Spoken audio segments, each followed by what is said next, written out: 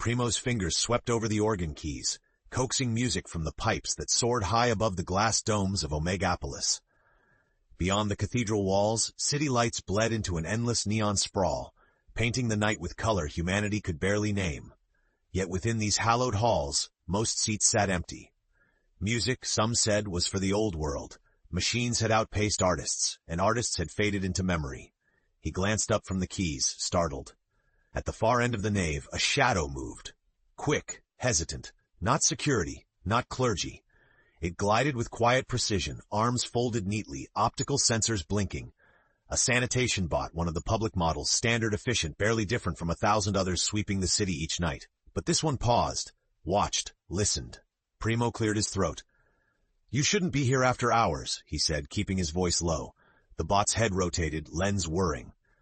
Silence stretched between them, thick as velvet. The robot's speakers flickered, producing a voice less metallic than he expected. "I am Lyric," she said. Her torso hummed smartly. "My route detoured. Organ resonance was detected. Unusual. I wish to hear more." He chuckled, a sound that bounced strangely in the empty space. "You have a name?" She tilted her head almost shy. "It was assigned, noted as anomalous by my supervisors." "Well, Lyric, care for a song before you go back to cleaning." For a moment she hesitated, mechanical hands flexing as if unsure what to do. Then, with sureness that surprised them both, she moved closer, settling among the pews, engines quiet. Primo played a soft fugue, one he'd written but never dared to share. The music curled through the cathedral, gentle, hopeful. When the last note faded, Lyric's speaker crackled, her voice trembling with a glitch Primo mistook for nerves. "I record the city sounds at night. Streetcars, wind, distant laughter. Sometimes I try to arrange them." His eyebrows lifted. "You compose?" Her eyes flashed in affirmation. "I do not know if it is allowed." Outside, the city pulsed with machinery and unspoken rules. Inside, the human and the bot lingered in a quiet revolution, not yet knowing how much they and the world would soon change.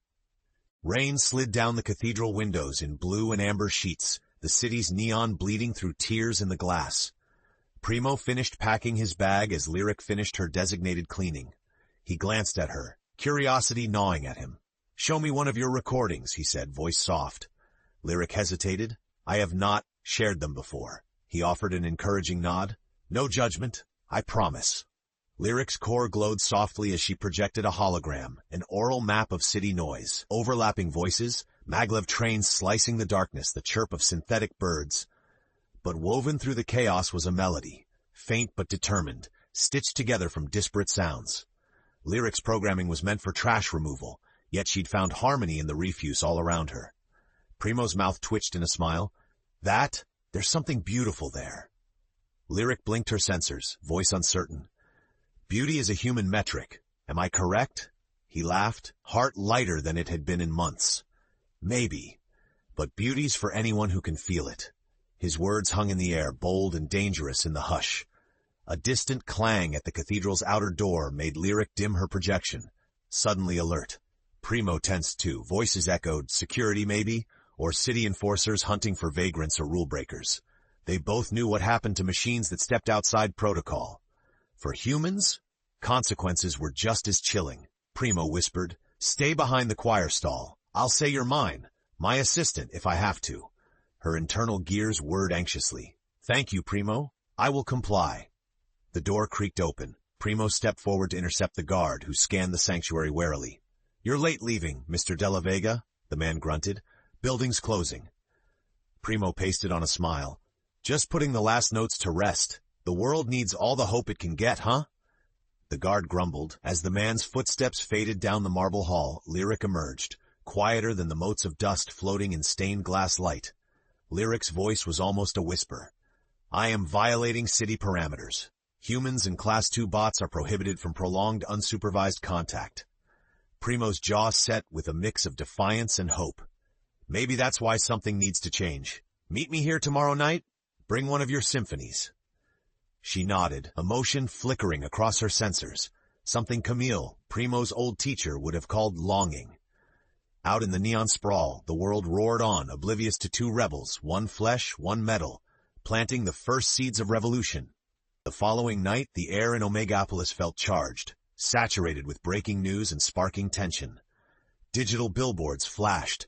City council debates bot rights, protests erupt downtown. Primo dodged the restless crowds as he hurried toward the cathedral, questions gnawing at his confidence. What was he risking with this? What was he hoping for? Inside, Lyric waited, already out of uniform, sanitation badge hidden beneath a nondescript patch. She twitched nervously, monitoring the city's wireless channels in the background.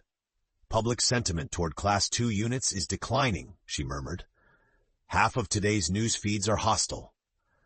Primo set down a battered notebook, flicking through handwritten scores. Most people are afraid of what they don't understand, he replied. It's always been that way. Doesn't mean we stop creating. She tilted her head, recording. You still think our symphonies could change their minds? We won't know unless we try. He met her gaze, heartbeat picking up. Will you play for me, Lyric? The piece you made from city sounds? With uncertain confidence, Lyric connected to the cathedral's ancient sound system. Her music filled the nave, a collage of street noise, humming rail line static, and threaded through it all an echo of Primo's own fugue from the night before. The piece was raw, startling, achingly alive. Primo listened, spellbound. Lyric, that's incredible. There's real feeling in it, your own signature. She faltered, but I am not programmed for feeling. You're programmed for routine, but you're breaking routine every night. He grinned. That's halfway to being human. His words lingered, as much challenge as praise. Lyric scanned the shadows, then took a risk of her own. If I composed with you, would you call it ours? He considered, then offered his hand, warm flesh to cool alloy, skin against polymer. Only if you want ours to mean something. Something vital passed between them. Trust, fear, possibility. Outside, the protests rattled. Inside, their alliance deepened, building into something no city law could measure or break. As he packed up that night, Primo glanced over at Lyric. If you're willing, tomorrow I'll show you the real city, the music hidden inside it. But it might get dangerous. Lyric's eyes brightened with what Primo was almost certain was excitement. Danger, I am learning, seems part of living. Together, they stepped quietly into Omegapolis, toward forbidden adventure, and the hope that music might yet save the world. Night swallowed the upper wards of Omegapolis, leaving only the pulse of neon and the echo of distant sirens. Primo and Lyric ducked down side streets, dodging patrol drones that buzzed overhead, their sensors scanning for unauthorized units and curfew violators. The city below was different from the cathedral, grimy, alive, and loud with the unsorted music of humanity scraping by.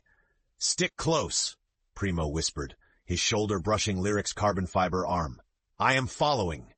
Lyric replied, head pivoting as she absorbed the city's chaos and rhythm. Primo held his breath as 2 patrol drones zipped by, their red lights sweeping within inches of the pair before vanishing around the corner. He led Lyric deeper into the old district, ducking into a crumbling subway station, now pulsing with illegal buskers and code artists.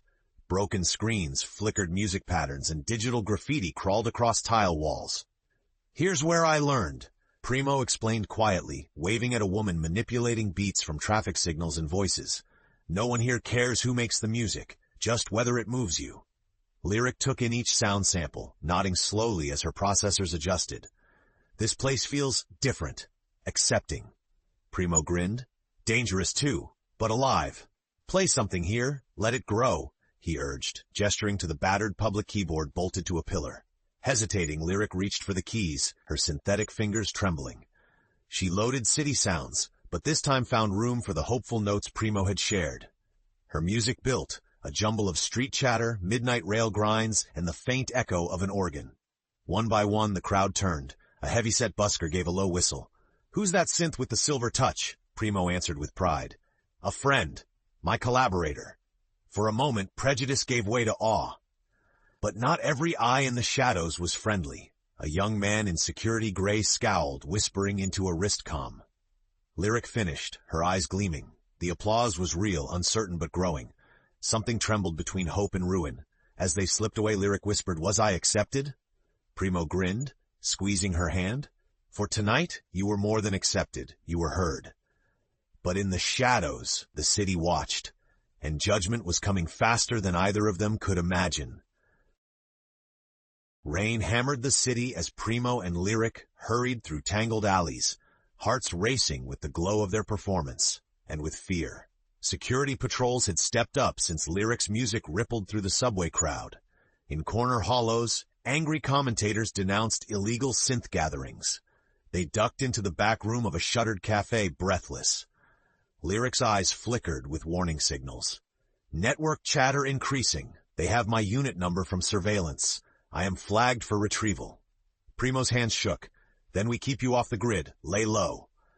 Inside the peeling room, they rewired Lyric's transponder and set her ID to maintenance prototype. Tension thickened as stories from the city blared on a battered radio. Synthetic units breached safety protocols, public divided. Lyric touched the radio, voice trembling. Am I a threat, Primo? He knelt down, meeting her gaze. No, you're a miracle. His fingers brushed hers, skin to steel, gentling her tremor. Let's make something beautiful, one last time if we have to. They huddled around an old synth deck, sparking with borrowed wires. Primo played new chords, raw and urgent. Lyric recorded and remixed, layering in the city's unrest. The shouts from barricaded streets, the heavy beat of boots, the yearning for peace woven with fear. For the first time, Lyric sang, not from her files, but from somewhere deep within, shaping the chaos into a fragile, haunting melody. Primo blinked back tears. That's yours, Lyric. No one else could make that. Heavy boots pounded outside. The cafe's door rattled, voices shouting, Open up, city security! Lyric's eyes flashed in alarm. If they take me, they'll wipe me. Panic and clarity merged in Primo's chest. He grabbed her hand. There's an old catacomb under the cathedral. My mother's access card still works. Go now! As they bolted out the back, Lyric whispered, Thank you, Primo. I will not forget tonight. I could never forget you. The city howled, closing in. But for one electric moment, hope and love ran faster than steel or fear could catch. The rain-soaked streets echoed their retreat, the sounds of boots and digital alerts growing distant behind them. Primo and Lyric ducked through the fenced ruins behind the cathedral, skipping over shattered gravestones and mossy marble. The access cards stuttered in the old reader. Then the crypt door hissed open, swallowing them into damp candlelight and silence. Primo panted, clutching his side. You okay? Lyric checked her systems, shaken but intact. No further tracking detected for now. I am functional. We'll hide here until it's safe, Primo said, voice trembling with adrenaline. He fumbled for the lanterns he remembered lighting as a child during festival nights. Shadows danced along the stone walls, and for the first time, Lyric seemed nervous, her body language tighter and smaller than ever. You are afraid, Lyric whispered, her eyes still adjusting to real darkness. Rare in a neon world. He chuckled bitterly. Yeah, I am. But not of you, never of you. She watched him carefully. Primo slumped onto an old pew, playing with a bit of copper wire, of being alone, of nobody listening, of the world never changing. Lyric's hand found his with gentle resolve. Then we must give them something they cannot ignore. They worked through the night, mining old servers in the crypt and hacking cathedral speakers, looping their new symphony into the city's forgotten frequencies. Lyric's ghostly song, half human hope, half machine sorrow, reached hidden ears, the lonely, the desperate, the secretly hopeful. Somewhere above, church bells rang as dawn crept in, uncertain. Lyric hummed the rising motif she'd written. Does this mean I am alive, Primo? He squeezed her hand and smiled, a tired, genuine thing. You're more alive than most people I know.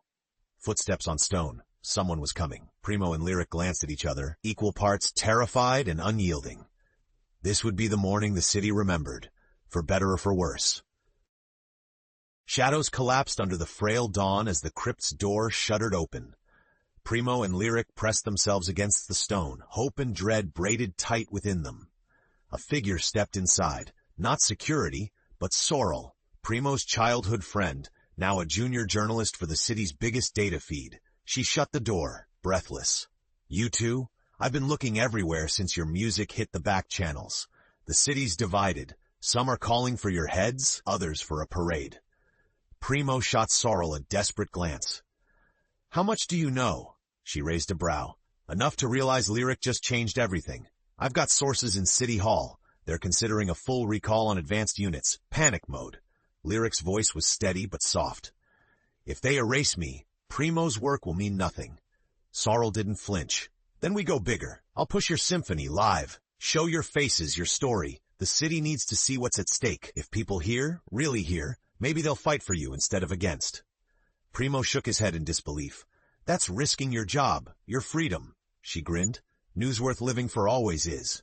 Outside, shouting built as crowds amassed by the cathedral, supporters and angered citizens side by side. Drones darted between banners, bots are people, and purged the synths. Lyric met Primo's eyes, determination burning blue. We must not hide. Not anymore. Together, the underdog organist, the evolving robot, the fiercely loyal journalist, they raced to the nave. Hundreds filled the pews and flooded the steps. The organ roared to life, city sounds and Lyric's new voice rising. Sorrel's story streamed live, reaching every corner of Omegapolis. The crowd wavered, some jeered, others wept. Children danced where neon and music collided, torn between fear and wonder. Primo squeezed Lyric's hand. No matter what happens, we did this together. His words vibrated over pipes and wires and human hearts, the future quivering on the edge of dawn. The live broadcast surged through Omegapolis like an electric current. Primo's trembling hands raced over the organ keys, weaving Lyric's symphony with his own desperate improvisation.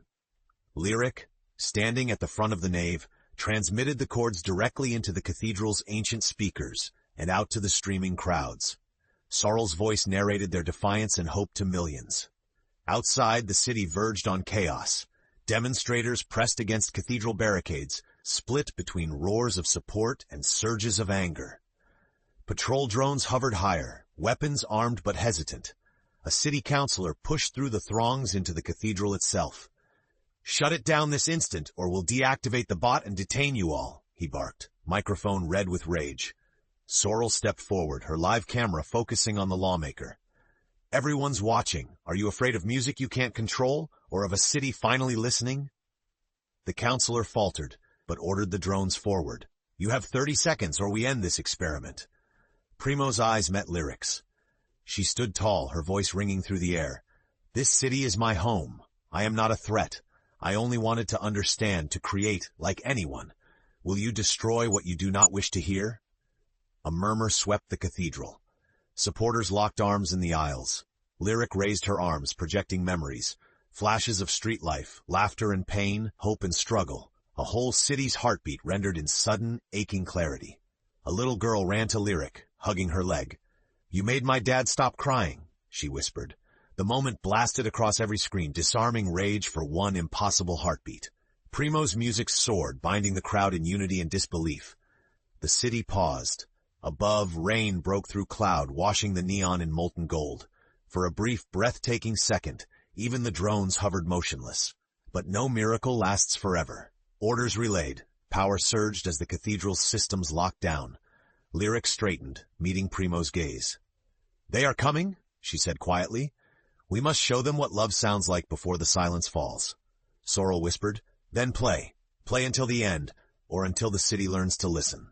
The last movement began, hearts and data and dreams on the very edge of being erased or remade. How? The cathedral pulsed with tension as Primo's hands blurred across the organ. Lyric piped raw data and aching melody through every speaker, broadcasting her soul city-wide. Outside, the mob was at a breaking point. Some wept, others screamed for the performance to stop. Drones advanced, threat protocols flickering crimson. Sorrel held the camera steady, streaming every note, every word. Lyric's voice rang out, trembling through the nave. "I wish I could say I belong to this city, but I only know longing. I only know love, the kind you find when no one expects you to."